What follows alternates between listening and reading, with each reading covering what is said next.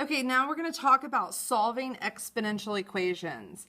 And really, the whole goal to do this is to get common bases. So what you want is to find a base, and generally this is the smallest number that you can think of, that you can raise that number to a power and achieve all the numbers in your problem. Try 2 and 3. Most often 2 and 3 are going to work. So if you end up with 2 to the x equals 2 to the y, then your exponents are going to be equal.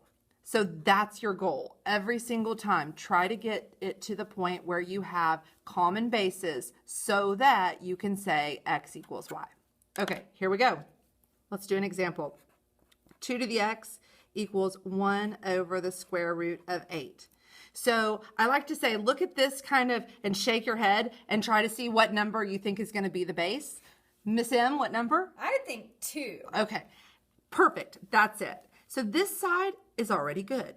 Don't mess with it. Don't move things from this side to that side. Don't do that. Take this side and work with it. So I'm going to work down 1 over the square root. What is 8 equivalent to as a base of 2? To the 3rd power. So 2 cubed. Now, if you remember from our properties of exponents, we have a root here and a power here. So I want to get that out of the radical and make that a fractional exponent. So this will be 1 over 2 to the 3 over 2 because I want to put my power on top and my root on the bottom. Next, I certainly don't want this at the denominator, so we're going to take this guy and move it up. How do I do that?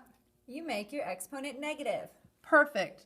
And so this becomes 2 to the negative 3 halves.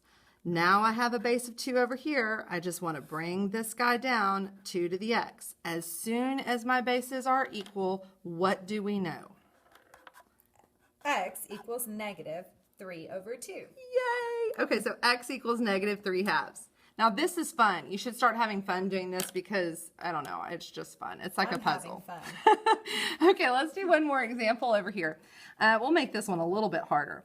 1 over 9 raised to the 2x plus 1 equals 27 to the x.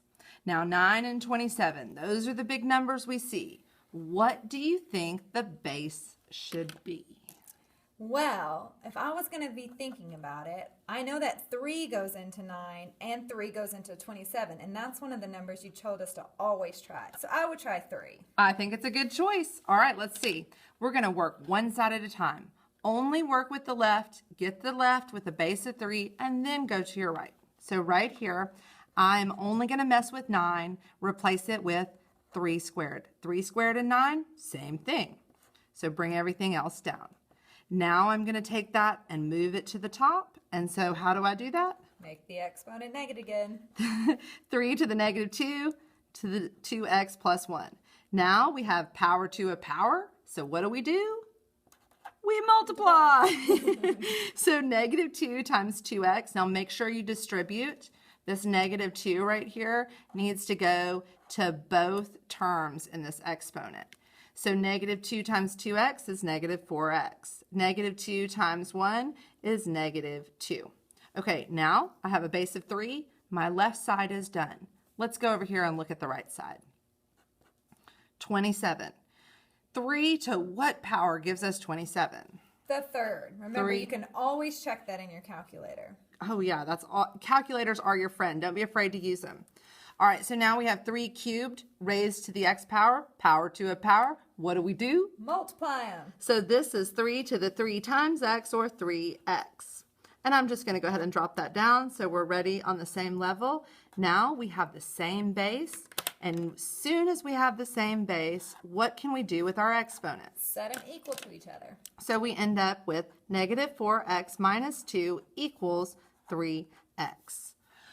Okay, I'm still on the page. Good. All right, now I'm going to collect all my x's to one side and isolate. So add 4x to both sides, and we have negative 2 equals 7x, and divide both sides by 7, and x equals negative 2 over 7. Negative 2 over 7.